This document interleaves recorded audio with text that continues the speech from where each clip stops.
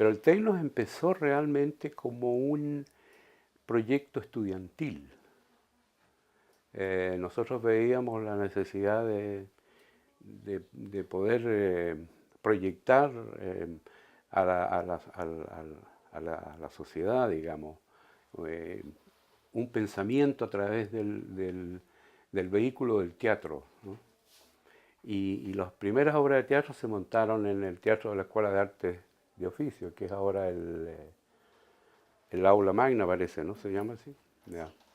Ahí hacíamos nuestros montajes, totalmente financiados por los estudiantes. Ahí no había ninguna ayuda de nadie. El centro de alumnos de ingeniería, de la Escuela de Arte, la Federación de Estudiantes aportaba fondos, con lo cual quiero decir que el presupuesto era muy apretado, ¿no? No teníamos dinero.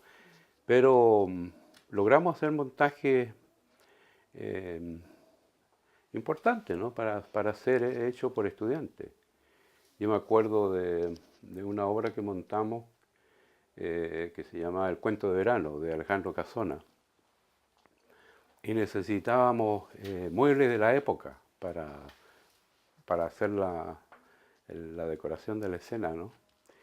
Entonces uno de los actores, Juan Gandulfo, trajo unos muebles de su casa, sin contarle a su papá, ¿no? A sus padres. Y los pusimos ahí en la escena. Y cuando vino el estreno, él invitó al papá, ¿no? Y a la mamá.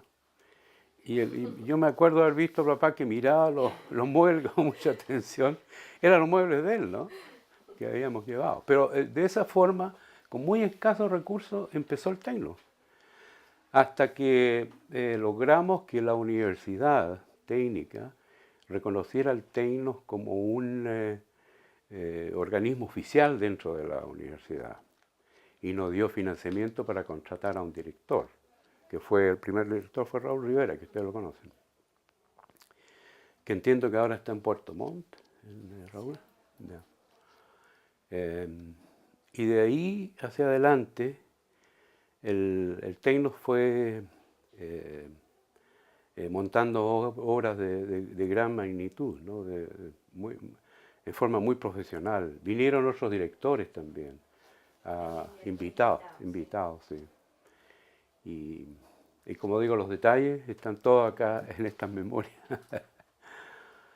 Pero así empezó el Tecnos. Entonces la idea de la profesionalización del Tecnos parte con ustedes, ¿no? Con los estudiantes. Con los estudiantes. Con los estudiantes.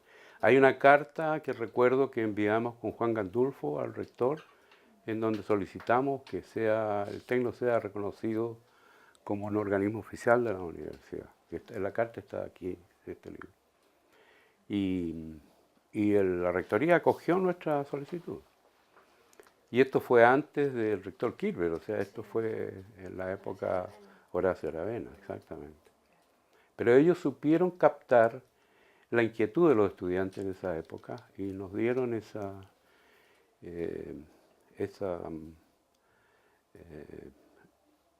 grant para que el director pudiera trabajar con nosotros. Y él hizo montajes muy bien hechos, digamos. Así que, pero esa solicitud fue hecha por los estudiantes para que el Tecnos tuviera vida legal dentro de la universidad.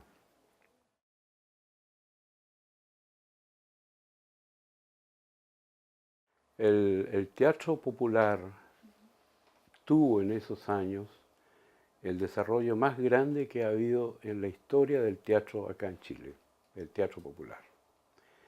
El grupo Tecnos ayudó a muchas de esas iniciativas a través de actores invitados del Tecnos, a través de ayudas directas en los montajes, y vimos que los trabajadores, los hijos de trabajadores, tenían un entusiasmo tremendo por participar en el teatro. Y se hacían obras que tenían un contexto social muy grande, digamos. Era una manera de comunicar la necesidad para un cambio social fuerte. En este libro hay una descripción de de obras que se presentaron en esa época. Estoy tratando de acordarme de alguna de ellas, pero eran relacionadas con los problemas que había. La maldición de la palabra. Claro, exactamente, sí. La piel de cebolla creo que se llamaba la otra. Tela de cebolla. Tela de cebolla, claro. Y fue una voz importante, muy importante. La Universidad Católica, por ejemplo, a través del Departamento Obrero Campesino, hizo festivales de teatro en una carpa, en el campus de la Universidad Católica. Y se hacían festivales en varias partes del país, en Valparaíso, por ejemplo. El Teatro Tecno fue a hacer festivales con el Teatro de la Universidad Técnica Santa María. Las dos universidades técnicas, digamos, haciendo teatro. Fue un periodo de extraordinaria actividad teatral en esos años, realmente. Y tuvo mucho que ver con lo que estaba pasando en el mundo, como decías tú, ¿no? Y los estudiantes son la primera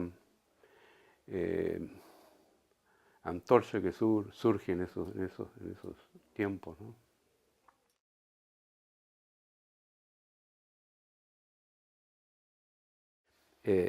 Las carreras técnicas son carreras muy, como dijera, que uno podría pensar que están muy alejadas de la parte artística, pero el hecho de estar en un ambiente técnico hace nacer la necesidad de una expresión artística. Es como una reacción de gente que estudia matemática y física y química todos los días, de hacer algo diferente, de expresarse de manera diferente, ¿no? Y yo creo que ese fue el gran motor que motivó estas expresiones teatrales en la Universidad Técnica, una reacción de estos estudiantes técnicos, ingenieros, cargados de física, matemática, química, que trataban de expresarse de otra manera. Y no solo el teatro, el folclore. Don Enrique en su libro dice que la Universidad Técnica fue el centro del folclore en esos años, con el grupo Quilapayún, con el grupo Inti Illimani y con Víctor Jara, ¿no? Entonces eso es una, como decía, una reacción de los estudiantes técnicos por hacer algo artístico, una reacción natural, que lo vivimos, ¿no? Mucho como tú decías, con el circo minero, por ejemplo. El circo minero todavía sigue funcionando en Serena, no sé si ustedes saben, porque ahí nació esa idea, ¿no? Después la copiamos en Copiapó nosotros. Y también teníamos mucho éxito popular. Digamos, las presentaciones se llenaban de público.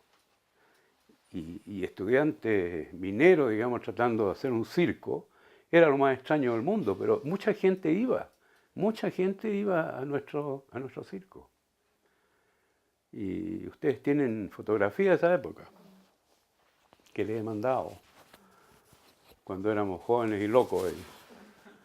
Ahora somos locos nomás.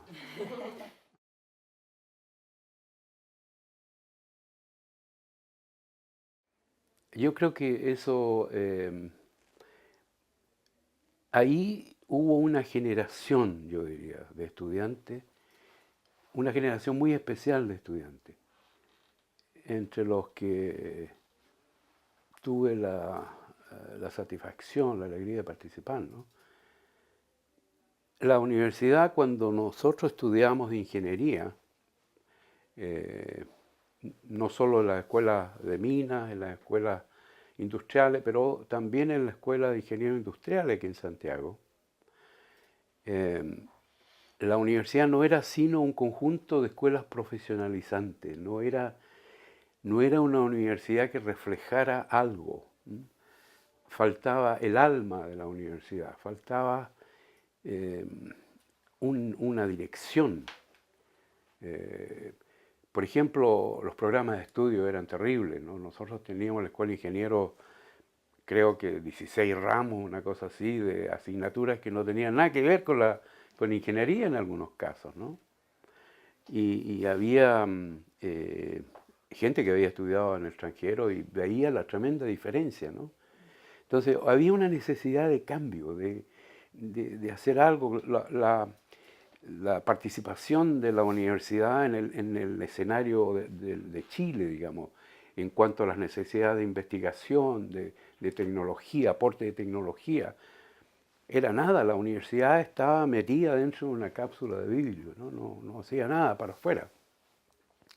Y eso motivó a esa generación, digo yo, a hacer lo que llamamos el Movimiento de Mayo, en donde nos tomamos todas las escuelas. Y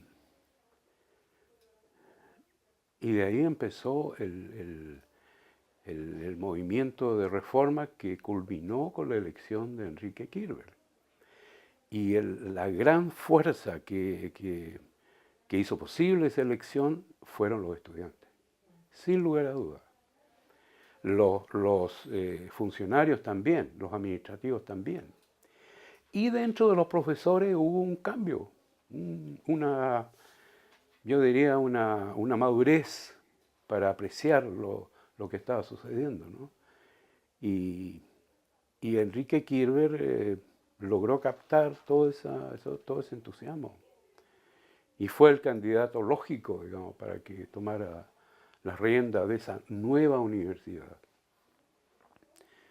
Yo me acuerdo de un profesor en especial, cuyo nombre era Rubén Toro. Rubén Toro era un profesor magnífico, ¿no? De física, mecánica racional, todas esas cosas difíciles. Y siempre lo vimos a él como una persona totalmente desinteresada en el proceso de reforma, ¿no? Muy académico, muy centrado en su tema. Pero el entusiasmo de los estudiantes lo contagió.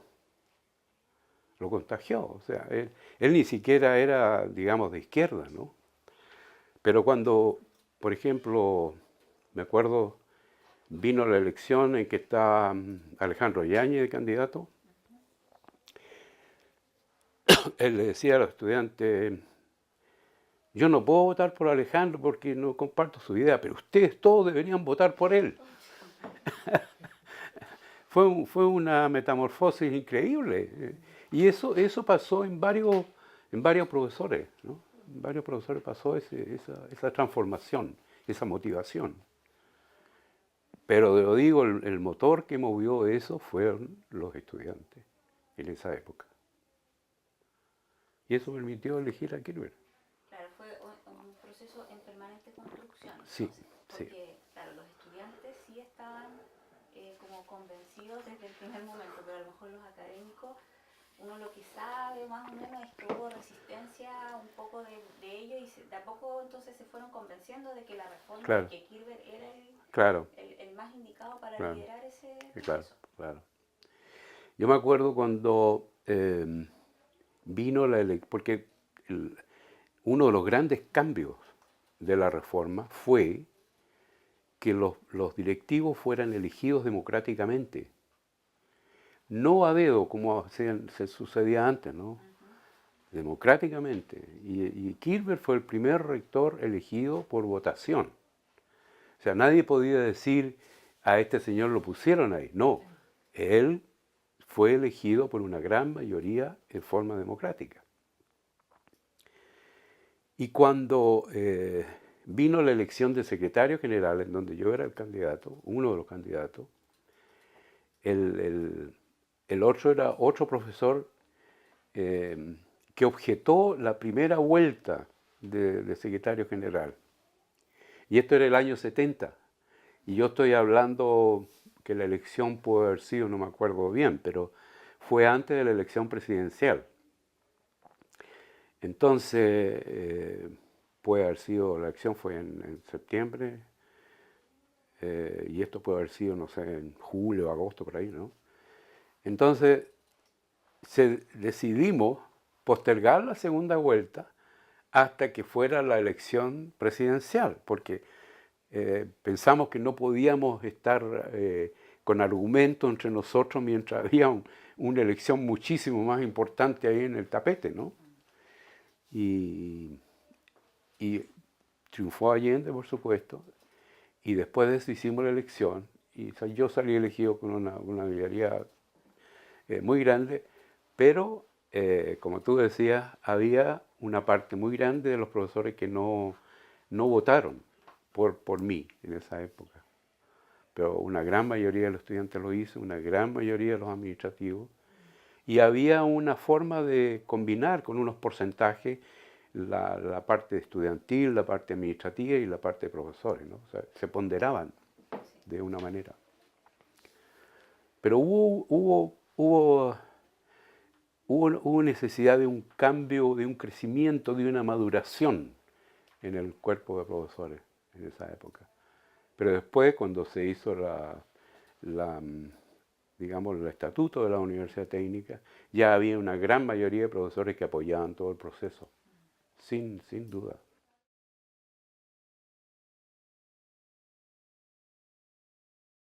Bueno, yo creo que uno de los grandes logros de la reforma y una de las grandes conquistas que hizo la Universidad Técnica en esa época fue lo que se llamó el Programa de Educación de Trabajadores. Históricamente, en Chile,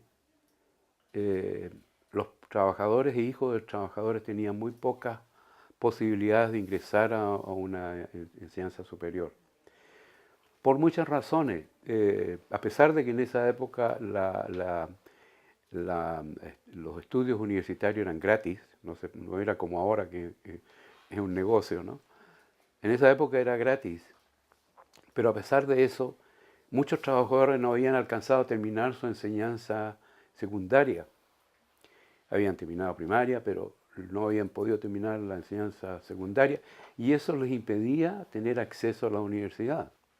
Entonces la Universidad Técnica, dentro de ese programa histórico de educación de trabajadores, estableció lo que llamamos cursos de nivelación. Y a través de esos cursos de nivelación le dimos la oportunidad a los trabajadores e hijos de trabajadores de poder terminar sus estudios para ingresar a la universidad, los estudios previos para poder ingresar a la universidad. Y de una matrícula en en escuelas de nivelación de 300, 400 estudiantes cuando empezó el programa, en cosa de 2 años había miles de trabajadores, estudiantes y hijos de trabajadores en cursos de nivelación, lo cual demostraba el tremendo interés que había allí entre los trabajadores por estudiar, por seguir un curso superior. Entonces, dentro de ese contexto surge el convenio de la Universidad Técnica con la Central Única de Trabajadores para darle forma y solidez a ese programa histórico, que digo yo, de educación de trabajadores. Fue una consecuencia natural. Y ahí esa explosión, por ejemplo, de ingreso de trabajadores en el ámbito, por ejemplo, más artístico que también se dio. También. Hubo muchos también espacios culturales que se abrieron por el programa de por el convenio UTEC. Exacto, el teatro popular, para empezar, ¿no? Los coros, había muchos coros en el país. Ustedes no sé si se acuerdan de Mario Baeza, por ejemplo, que dirigía el coro de la universidad. También se hizo a través, con su participación, una tarea importante en la parte musical, ¿no? Pero había un interés tremendo de participar no solo en lograr otro grado en su educación, pero también en la parte artística, ¿no? Porque yo pienso que el teatro, como herramienta de comunicación, como medio de comunicación, es el más efectivo, el más poderoso, sin duda. Escribí aquí un capítulo sobre el teatro durante la dictadura, por ejemplo. En esa época, la prensa estaba controlada, la televisión estaba controlada, los diarios, los programas de televisión, pero el espacio que quedó fue el espacio teatral. Y yo me acuerdo, por ejemplo, ¿cómo se llama? Óscar Castro, el director,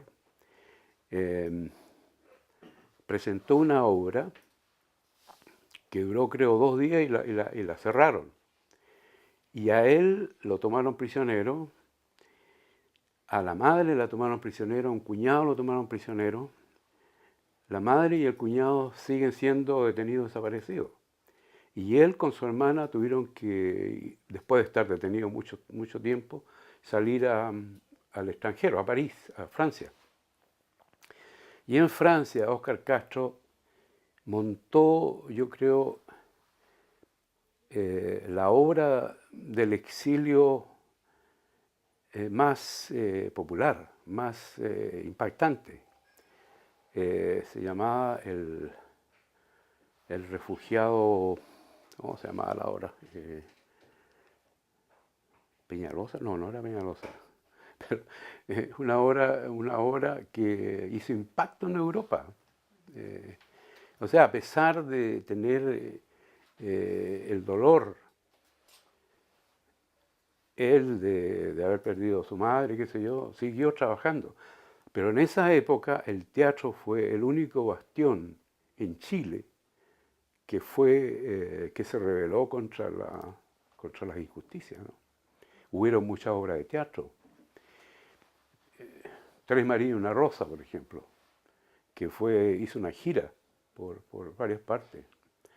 Y muchas obras de ese tipo que con un mensaje muy encubierto denunciaban la injusticia que estaba pasando en el país. Y fue el único bastión que se pudo expresar como una forma de denunciar lo que pasaba acá en Chile. La televisión, la radio, los diarios, estaba todo controlado.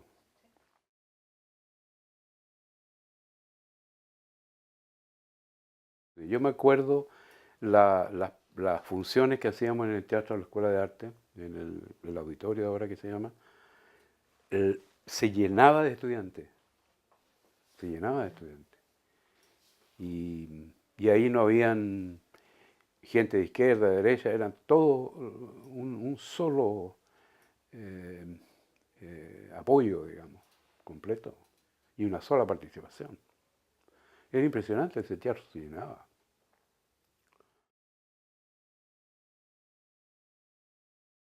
El trabajo que ustedes hacen aquí es extraordinario, realmente. Los quiero felicitar por lo que ustedes hacen aquí. Ahora, la importancia de rescatar estos archivos. Cuando vino el golpe militar, hubieron 3 ataques planeados por los militares. La Moneda, la Casa Tomás Moro y la Universidad Técnica del Estado. ¿Por qué? ¿Por qué fue ese ataque? Porque primero la universidad abrió este programa histórico de educación de trabajadores que produjo un tremendo, no sé si puedo usar la palabra odio en la oligarquía nacional, y motivó también el brutal ataque que hubo contra la Universidad Técnica del Estado. Y no solo fue un ataque directo con armas, con bombas, la Universidad Técnica del Estado fue desmembrada, se le cambió el nombre, se la hizo desaparecer. Y ustedes con lo que hacen están